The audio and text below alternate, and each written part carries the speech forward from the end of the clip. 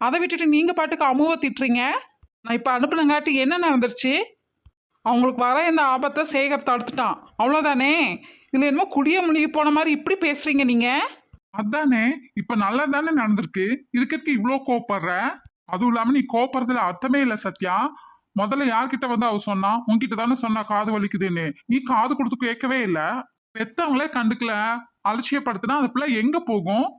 சரி, இவங்க தான் டாக்டரா இருக்காங்களே, ஃப்ரெண்டு தானேன்னு அவங்க கிட்ட போயிருக்கு. வேற எங்க போச்சு அது? இல்ல வேற என்ன பண்ணணுங்கிறத? பகலா எங்காவது மெடிக்கல் ஷாப்ல போய் மருந்து வாங்கிட்டு வந்து ஊத்திக்கிறதுக்கு? நைட் இல்ல, அவ என்ன பண்ணுவா? பெத்தவங்களே பிள்ளைய புரிஞ்சுக்கலனா வேற ஒருத்த புதுசா வந்தா புரிஞ்சுக்குவான்.